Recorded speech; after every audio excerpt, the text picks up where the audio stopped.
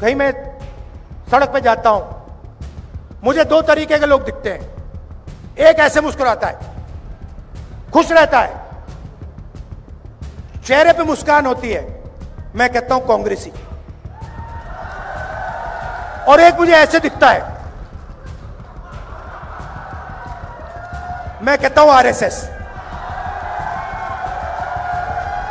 ये छुपनी बातें, ये कभी कभी आ जाते हैं पार्टी में, बेस बदल के आ जाते हैं, मैं बस देखता हूं इनको, आरएसएस। अच्छा, डर के मारे हमारे भी लोग उधर भाग गए। अब बड़ा कंफ्यूजन है, वहां पे वो मुस्कुरा नहीं सकते, वहां पे उनको सीरियस बैठना पड़ता है मोदी जी के सामने, तो कंफ्यूजन हो गया बहुत। तो आप लोग कौन हो? आप लोग वो हो जो डरे नहीं। ये जो यहां पे बैठे हुए हैं, ये देखो, सारे के सारे मुस्कुरा रहे हैं। देखो, अमित शाह की स्पीच देखना, मोदी जी की स्पीच देखना, वो सब ऐसे बैठे रहते हैं कि कुछ गलती से कह ना दें। आप सबका यहां बहुत बहुत स्वागत, नमस्कार। कैसे हैं आप? सुनाई नहीं दिया, मूड कैसा है? अभी रास्ते में एक व्यक्ति ने मुझे रोका और कहता है, राहुल जी, मैं छोटा बिजनेस चलाता हूं, मुझे नरेंद्र मोदी जी ने और हरियाणा की सरकार ने बर्बाद कर दिया है।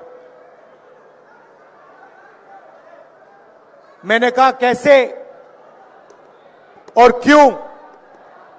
कहता है, राहुल जी, नोटबंदी की, गलत जीएसटी लागू की, बैंक के दरवाजे मेरे लिए बंद हैं। फिर मैंने पूछा, ये क्यों किया इन्होंने? और 1 सेकंड में जवाब आता है, राहुल जी, अदानी और अंबानी की मदद करने के लिए किया।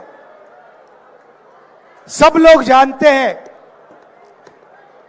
कि हिंदुस्तान और हरियाणा की सरकार 2-3 अरबपतियों की मदद करने के लिए चलाई जा रही है। नतीजा यह है कि जो भी पहले आपके पास रोजगार के रास्ते थे, वो सारे के सारे एक के बाद एक बंद हो गए।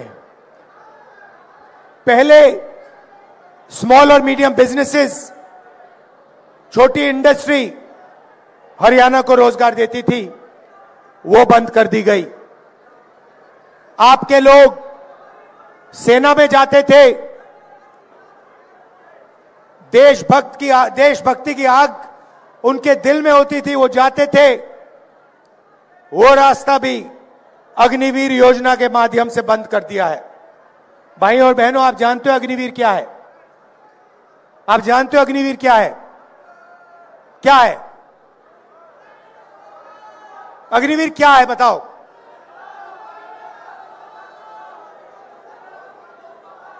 मैं आपको बताता हूं।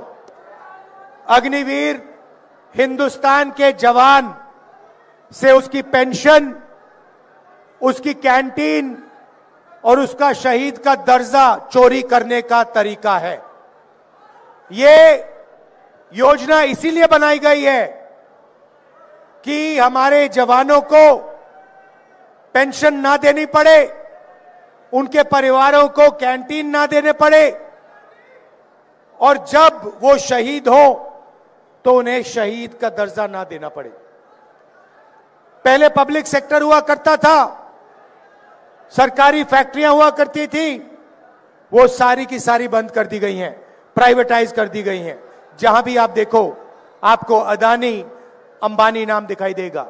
अग्निवीर योजना की, जवानों से उनका पैसा छीना, मगर लक्ष्य अदानी डिफेंस को हिंदुस्तान का डिफेंस बजट पकड़ाने का था।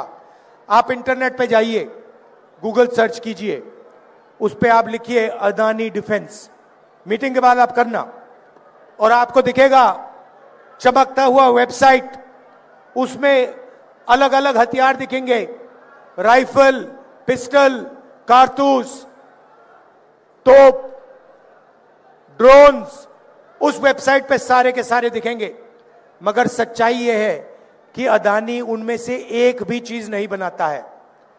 वो सारे के सारे हथियार विदेशी कंपनियां बनाती हैं, ड्रोन इजराइल की कंपनी बनाती है, हथियार इजराइल की कंपनी बनाती है।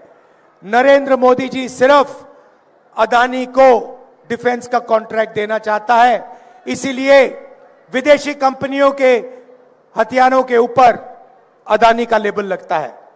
एक तरफ जवानों से उनका पेंशन छीना जाता है, उनका शहीद का दर्जा छीना जाता है, उनकी ट्रेनिंग कम की जाती है, और दूसरी तरफ वही पैसा सीधा अदानी के जेब में जाता है। यहां पे ड्रग्स की इशू है। सब लोग जानते हैं हरियाणा में कि ड्रग्स फैलता जा रहा है, फैलता जा रहा है। मोदी जी से मैं पूछता हूं, जब आपके मित्र अदानी जी के मुद्रा पोर्ट में हजारों किलो हेरोइन पकड़ा गया, तो आपने इसके बारे में क्या कार्रवाई की? कितने लोग जेल भेजे? किसको आपने जेल भेजा? यहां आप अपने भाषण में बताइए, हरियाणा की जनता को बताइए। जब मुद्रा पोर्ट में, अदानी के पोर्ट में हजारों किलो ड्रग्स मिलता है, तो नरेंद्र मोदी जी, गुजरात की सरकार कोई कार्रवाई नहीं करते। अमेरिका गया, अमेरिका में हरियाणा के युवाओं ने मुझे फोन किया, कहते हैं राहुल जी, हरियाणा में हमारा कुछ नहीं बचा, इसलिए हम अमेरिका भाग के आए हैं। आप आइए, हमसे मिलिए। डैलस में जाके मैं मिला, छोटे से घर में, एक कमरे में 15-20 लोग रहते हैं, हरियाणा के युवा रहते हैं। मैंने उनसे पूछा, भाइयों आप यहां क्यों आए? वही जवाब जो आज मुझे यात्रा में मिला, राहुल जी हरियाणा में हमारे लिए कुछ नहीं बचा। एक तरफ महंगाई है, दूसरी तरफ बेरोजगारी। मैंने पूछा, भाइयों अमेरिका जाने के लिए कितने पैसे लगे? कहते हैं 35 लाख से 50 लाख रुपए लगते हैं। कैसे गए? राहुल जी, हरियाणा से मुंबई, मुंबई से इस्तांबुल, इस्तांबुल से कजाकिस्तान, कजाकिस्तान से साउथ अमेरिका, साउथ अमेरिका से सूरीनाम, सूरीनाम से पनामा, फिर पनामा के जंगलों में से निकलकर हम अमेरिका पहुंचे। रास्ते में हमने अपने मित्रों को मरते हुए देखा है, नाव डूब जाती है, हमारे भाई मर जाते हैं, माफिया के लोग पकड़ते हैं हमें। पनामा के जंगल से निकलते हैं, घने जंगल हैं, वहां पे माफिया के लोग हमें गोली मार देते हैं। मैंने कहा भाई ये सब करके आप क्यों जा रहे हो? कहते हैं हरियाणा में कुछ नहीं बचा। फिर मुझे कहते हैं राहुल जी आप हमारे लिए एक काम कीजिए। क्या करूं? जब आप वापस जाएंगे आप हमें हमारे परिवारों से मिलिए। कहते हैं राहुल जी हम 10 साल के लिए अपने परिवारों से नहीं मिल सकते हैं। अगर हमारे घर में कोई किसी की मृत्यु होती है, हम अंतिम संस्कार नहीं कर सकते, हम वापस नहीं आ सकते। आप जाके हमारे परिवार से मिलिए और उन्हें हौसला दीजिए कि हम ठीक हैं। तो मैं आया, करनाल आया, 5 बजे सुबह उन्हीं युवाओं के परिवारों से मिला। 15-20, 35 लोग। अजीब सी बात थी, करनाल में बच्चे, माताएं, और अमेरिका में बच्चों के पिता चीखता हुआ बातचीत चल रही है। मैं परिवारों से बात कर रहा हूं, वहां पे जूम कॉल लगी हुई है, वीडियो कॉल चल रही है, एक तरफ अमेरिका से बात हो रही है, एक तरफ यहां बात चल रही है। ये 21वीं सदी का हरियाणा बना रखा है। एक बच्चा चीख कर चिल्लाता हुआ कंप्यूटर की ओर दौड़ता है, ऐसे कंप्यूटर को पकड़ के कहता है पापा पापा पापा वापस आओ, पापा वापस आओ। पापा जो रोना चाहता है वो मुस्कुराता है और कहता है बेटा घबराओ मत, मैं कुछ ही दिनों में वापस आऊंगा। मगर ये सच नहीं है। वो पिता अपने बेटे को 10 साल के लिए नहीं देख पाएगा। सच्चाई ये है, बेटे का नाम देव है। देव जैसे हरियाणा में लाखों बच्चे हैं जो अपने पिता को नहीं देख पाएंगे, 10 साल के लिए नहीं देख पाएंगे। और वहां वो जो लोग हैं वो यहां वापस नहीं आ पाएंगे। माता की डेथ होगी, पिता की डेथ होगी, अंतिम संस्कार करने नहीं आ पाएंगे। यह है हरियाणा की सरकार की देन। क्योंकि यह है मोदी जी की देन कि हरियाणा में जो पहले रोजगार मिलता था वो सारा का सारा बंद कर दिया है। आपके जेब में से पैसा निकलता है, 24 घंटे आपके जेब में से पैसा निकलता है। पहले मोदी जी कहते थे गैस सिलेंडर का दाम 400 रुपए हो गया है। आज क्या है रेट गैस सिलेंडर का? 1200। मोदी जी भाषण में कहते हैं कि मेरी सरकार में 1200 रुपए का रेट हो गया है? नहीं कहते। हमारी सरकार आएगी, लिख के ले लो, 1200 रुपए वाला सिलेंडर 500 रुपए का आपको मिलेगा। मतलब 700 रुपए जो आज आप गैस सिलेंडर में एक्स्ट्रा दे रहे हो, वो 700 रुपए हम आपके जेब में, आपके बैंक अकाउंट में वापस डालेंगे। 2000 रुपए हर महीना, पहली तारीख को हर महीना हरियाणा के महिलाओं के बैंक अकाउंट में मिलेगा। तो महिलाओं के लिए वहीं 2700 रुपए हमने हर महीना महिला के लिए वहीं बचा दिए। उसके बाद हरियाणा में आज किसान धान बेचने की कोशिश कर रहे हैं, सरकार खरीद नहीं रही है।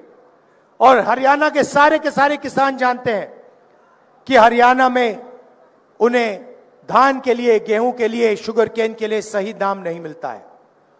जैसे ही हमारी सरकार आएगी, सबसे पहला काम, ये जो आपका धान सरकार नहीं खरीद रही है, इसको खरीदने का काम हम पहले दिन से शुरू कर देंगे। और गारंटी करके हरियाणा के किसानों को हम मिनिमम सपोर्ट प्राइस देने जा रहे हैं।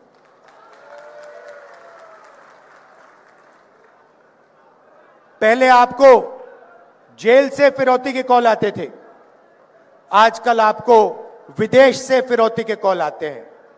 आते नहीं आते? आते हैं। क्यों आते हैं? क्योंकि नरेंद्र मोदी जी ने, हरियाणा की सरकार ने बेरोजगारी का जाल फैला रखा है। इसीलिए हमने पता लगाया 2 लाख सरकारी रोजगार खाली पड़े हैं। हमारी सरकार आएगी तो 2 लाख सरकारी रोजगार आपके हवाले हम कर देंगे, हरियाणा के युवाओं को हम दे देंगे। और ये जो रोजगार हैं, 2 लाख रोजगार जो हैं, ये 36 बरादरी के लोगों को जाएंगे। ये किसी एक कम्युनिटी को नहीं जाएंगे, किसी एक वर्ग को नहीं जाएंगे। हरियाणा के 36 बरादरी के युवाओं को ये 2 लाख रोजगार न्याय के साथ, समानता के साथ बांटे जाएंगे। गरीबों के लिए 100 गज के प्लॉट और 3.5 लाख रुपए 2 बेडरूम के घर के लिए, और 300 यूनिट फ्री बिजली, और राजस्थान जैसा 25 लाख का बीमा, हेल्थ केयर का बीमा योजना आपको मिलेगा। देखिए, ये संविधान है, इसको अच्छी तरह देखिए। जो भी हिंदुस्तान के गरीब लोगों को मिला है, दलितों को, किसानों को, पिछड़ों को, जो भी मिला है आज तक, वो इसके कारण मिला है। अगर राजनेता हमारे जैसे लोग आपके लिए काम कर सकते हैं तो उसका कारण यह है। और बीजेपी 24 घंटा इस पर आक्रमण करती है, आपको बताते नहीं है। मगर जब आरएसएस के लोग हिंदुस्तान की संस्थाओं में अपने लोग डालते हैं, अपने लोग भरते हैं और पिछड़ों को, दलितों को, आदिवासियों को, गरीबों को जगह नहीं देते हैं, तो वो संविधान पर आक्रमण कर रहे हैं। जब नरेंद्र मोदी जी अदानी की मदद करते हैं, अंबानी जैसे लोगों की मदद करते हैं और हिंदुस्तान का जो रोजगार का सिस्टम है उसको नष्ट करते हैं, तो वो संविधान पर आक्रमण कर रहे हैं। लड़ाई इसी बात की है। अगर आपको बीजेपी और कांग्रेस में फर्क समझना है, मैं आपको एक लाइन में समझा दूंगा। वो इसको खत्म करते हैं, हम इसकी रक्षा करते हैं। आप देखिए, संविधान में लिखा है, संविधान में लिखा है कि हिंदुस्तान के सब नागरिक एक जैसे हैं, समान हैं, सबको एक वोट मिलना चाहिए। उसका मतलब है कि अगर आप इकोनॉमिक पॉलिसी बनाओ तो देश की जनता के लिए पॉलिसी बनाओ। जब नरेंद्र मोदी 16 लाख करोड़ रुपए अरबपतियों, 25 अरबपतियों के माफ करते हैं और किसानों का कर्जा माफ नहीं करते हैं, स्टूडेंट्स का कर्जा माफ नहीं करते हैं, माताओं बहनों का कर्जा माफ नहीं करते हैं, तो वो इस संविधान पर आक्रमण कर रहे हैं। सीधी सी बात है। जब नरेंद्र मोदी अदानी जी को मदद करने के लिए 3 काले कानून लाते हैं, किसानों की जिंदगी खत्म करने के लिए कानून लाते हैं, तो वो संविधान पर आक्रमण कर रहे हैं। जब नरेंद्र मोदी जी का चेहरा आपको 24 घंटा टीवी पे दिखता है, अदानी अंबानी की मीडिया जब 24 घंटा उनका चेहरा आपको दिखाते हैं, तो आपको पता लग जाना चाहिए कि इस संविधान पर आक्रमण हो रहा है। आपने कभी मीडिया में किसान का चेहरा देखा है, मजदूर का चेहरा देखा है, गरीब कारीगर का चेहरा देखा है? ना। क्यों नहीं? क्या इस देश में सिर्फ अरबपति और नरेंद्र मोदी हैं? मीडिया में आपने किसी गरीब व्यक्ति की शादी होते हुए देखी है? देखी कभी? अंबानी की शादी देखी आपने? आपको मालूम है कि अंबानी जी ने अपनी शादी में हजारों करोड़ रुपए खर्च किए। यह किसका पैसा है? यह किसका पैसा है? आपका पैसा है। आपको शादी करवाने के लिए बैंक अकाउंट में पैसा नहीं है, बैंक लोन लेकर आप अपने बच्चों की शादी कराते हो। और नरेंद्र मोदी जी ने पूरा का पूरा ढांचा ऐसा बना रखा है कि 25 लोग हिंदुस्तान में हजारों करोड़ रुपए की शादी कर सकते हैं, मगर किसान कर्जे में डूबकर ही शादी कर सकता है। अगर यह संविधान पर आक्रमण नहीं है तो फिर क्या है संविधान पर आक्रमण? तो यह हम बदलना चाहते हैं। मैंने तो अपना मन बना लिया है, हरियाणा की सरकार भी यह करेगी। देखिए, कल भाषण में हुड्डा जी ने भाषण दिया, प्रियंका ने भाषण दिया, उदयभान जी ने भाषण दिया, कहा कि देखिए सब लोगों का सम्मान होना चाहिए, रिस्पेक्ट होनी चाहिए। सही बात है, होनी चाहिए, मगर मैं उसमें एक और चीज जोड़ना चाहता हूं। ये जो हिंदुस्तान बन रहा है जिसमें 25 अरबपति हैं, बैंक भी उनके, मीडिया भी उनका, एयरपोर्ट भी उनके, पोर्ट भी उनके, खेत भी उनके, जमीन भी उनकी, इसमें आम हिंदुस्तानी को समान रिस्पेक्ट नहीं मिल सकती है। सच्चाई यह है कि धन पूरा का पूरा इन 25 लोगों के हाथ में जा रहा है और आपके जेब में से 24 घंटा आपका पैसा छीना जा रहा है। पेट्रोल के दाम बढ़ते हैं, डीजल के दाम बढ़ते हैं, प्याज के दाम बढ़ते हैं। जितनी जीएसटी मुकेश अंबानी देते हैं उतनी ही जीएसटी हिंदुस्तान का सबसे गरीब किसान देता है। अगर वो 1500 रुपए की शर्ट खरीदे और अगर हिंदुस्तान का गरीब से गरीब व्यक्ति वही शर्ट खरीदे, पैसे बचाकर अपने बेटे के शादी के लिए वही शर्ट खरीदे, तो जितनी जीएसटी मुकेश अंबानी ने दी उतनी ही जीएसटी वो किसान देगा। जब आप मिठाई की दुकान में जाते हो, मिठाई खरीदते हो, जितनी जीएसटी आप देते हो उतनी ही जीएसटी मुकेश अंबानी, गौतम अदानी देते हैं। तो मैंने मन बना लिया है, मैं नोट कर रहा हूं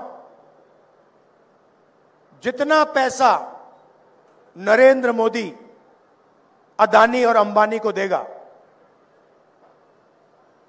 उतना ही पैसा हम हिंदुस्तान के गरीब किसानों को, मजदूरों को, माताओं बहनों को देंगे। आपने अभी जो इन लोगों से मजा करवाना है करवा लो, जितना इनको नचवाना है नचवा लो, मगर जब हमारी सरकार आएगी तो हम इन लोगों को नचवाएंगे, इन लोगों से मजा करवाएंगे। मेरे दिमाग में लाइन बिल्कुल क्लियर है भैया। मैं तो जैसे बैंक होता है ना, जैसे बैंक अकाउंट में इन आउट होता है ना, एक साइड पैसा अंदर आया, दूसरी साइड पैसा बाहर गया, मैं वो रिकॉर्ड रख रहा हूं भैया। जितना उधर अंदर जा रहा है उतना ही, जितने रुपए अंदर गया उधर उतने ही रुपए मैं निकाल के यहां डालूंगा। और जितना मुझे रोकना है रोको भैया, जितनी मुझे अपनी मीडिया से गाली लगवानी है लगवा लो, जितना है रोकना है रोको, कोई फर्क नहीं पड़ेगा।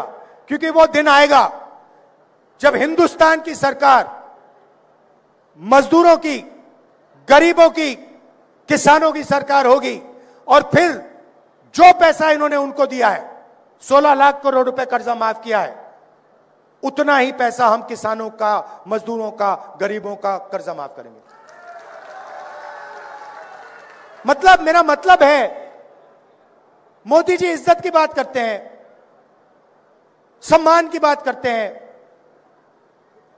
बिना धन के, बिना पैसे के इज्जत और सम्मान का कोई मतलब नहीं है। अगर व्यक्ति भूखा मर रहा है, अगर किसान के पास 1 रुपया नहीं है और आप उसे कहो देखो भैया हम आपकी इज्जत रखेंगे, हम आपका सम्मान करेंगे, उसका कोई मतलब नहीं है मेरे लिए। जब उसके जेब में पैसा होगा तो उसका सम्मान आपको करना ही पड़ेगा, आपकी चॉइस ही नहीं रहेगी। वो हिंदुस्तान चाहता हूं मैं।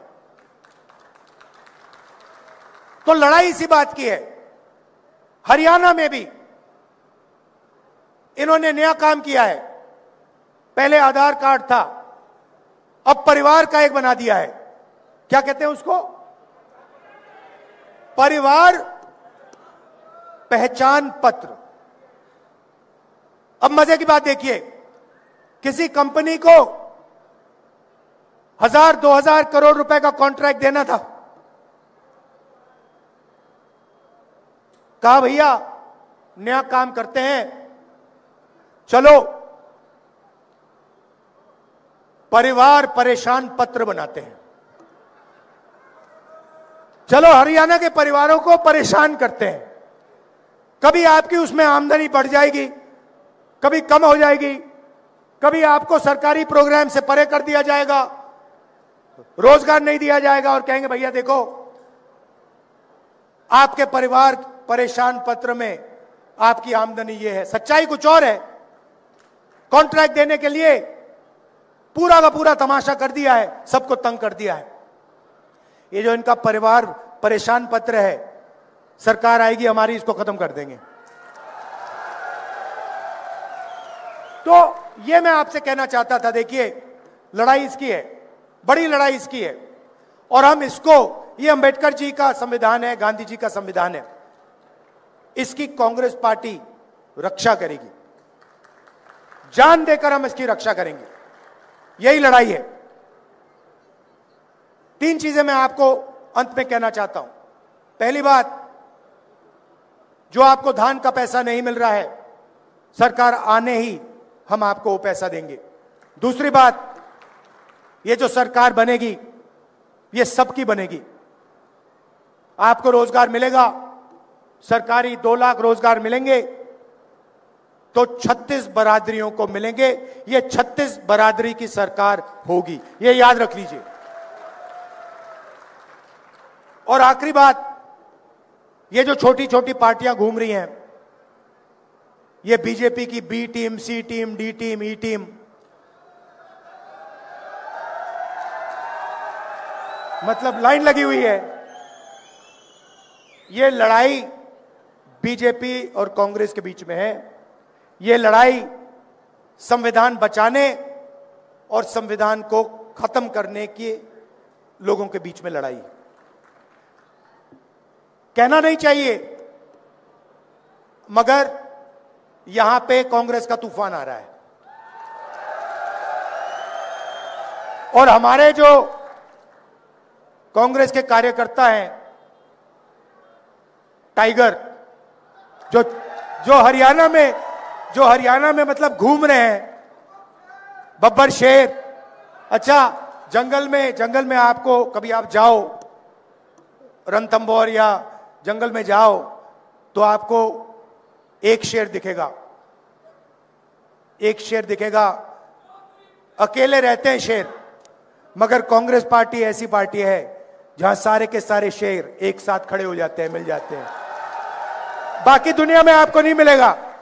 आप किसी भी जंगल में देख लो, आपको शेर अलग अलग मिलेंगे। कभी कभी हमारे शेर थोड़ा थोड़ा लड़ जाते हैं एक दूसरे से, फिर मेरा काम शेरों को एक साथ खड़े करने का है। तो ये शेरों की पार्टी है, ये किसी से नहीं डरती है। और हमारे जो कार्यकर्ता हैं, शेर हैं, टाइगर हैं। 24 घंटा आप लगे रहते हो, लाठी खाते हो। मैं जानता हूं, कुछ भी हो जाए, कांग्रेस पार्टी का जो कार्यकर्ता है, ये आरएसएस वाले लोग बहुत लंबी लंबी बातें करते हैं, इनके कार्यकर्ताओं में दम नहीं है, इनके कार्यकर्ताओं में दम नहीं है। कांग्रेस पार्टी के सामने ये नहीं खड़े हो सकते, भाग जाते हैं। आप देखो, आपने देखा होगा, हवा में नहीं बोल रहा मैं, आपने देखा होगा नरेंद्र मोदी जी आए, पहले कहते थे 56 इंच की छाती है, याद है? अब भैया मेरा भाषण होता है पार्लियामेंट में, भाग जाते हैं वहां से। मैं आपको बताऊं, मैं भाषण देने आता हूं, नरेंद्र मोदी उठ के निकल जाते हैं। क्यों? क्योंकि कांग्रेस की विचारधारा जो है, जिसको मैं मोहब्बत की दुकान कहता हूं, हमें नफरत की जरूरत नहीं है। हमारे घरों में, हमारे दिल में नफरत है ही नहीं। कभी कभी कोई कहता है मुझे वो दुश्मन है, मैं कहता हूं नहीं, वो दुश्मन नहीं है। मैं दुश्मन से भी नफरत नहीं करता हूं। मैं बीजेपी, नरेंद्र मोदी, इन लोगों से नफरत नहीं करता हूं। मैं विचारधारा की लड़ाई लड़ता हूं, मैं पीछे नहीं हटूंगा, मैं डरता नहीं हूं, मगर मैं नफरत नहीं करता हूं। तो यह कांग्रेस पार्टी की सोच है। हम डरते नहीं हैं, और हमें आप जितना मारो, जितनी गाली दो, जितनी लाठी मारनी है मारो, हम आपसे नफरत नहीं करेंगे।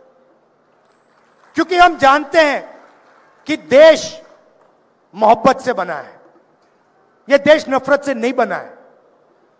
इस देश को नफरत से कभी नहीं बनाया जा सकता है, और कभी आगे नहीं ले जाया जा सकता है।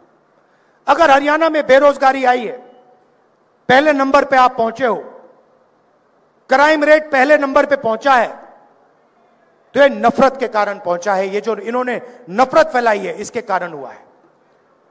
जिस दिन यहां पे मोहब्बत की सरकार आएगी, मैं आपको गारंटी देके कह रहा हूं, अमेरिका में आपको जाना नहीं पड़ेगा, यहीं आपको रोजगार मिलेगा, यहीं खुशहाली होगी, यहीं किसानों को सही दाम मिलेगा। कोई मुश्किल काम नहीं है। नफरत को मोहब्बत ही मिटा सकती है और कुछ नहीं मिटा सकता। आपने मुझसे नफरत की, मैंने आपसे नफरत की, आपकी नफरत नहीं मिट सकती।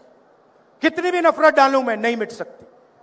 आपने मुझसे नफरत की, मैंने थोड़ी सी मोहब्बत आपको दिखा दी, नफरत कट जाएगी। ये हमारा काम है।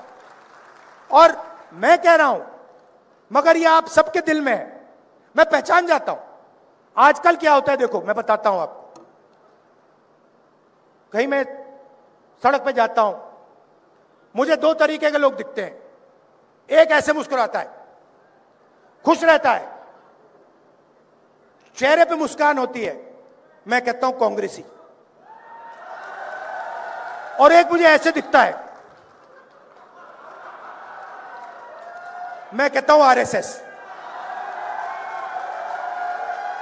ये छुपनी बातें, ये कभी कभी आ जाते हैं पार्टी में, बेस बदल के आ जाते हैं, मैं बस देखता हूं इनको, आरएसएस।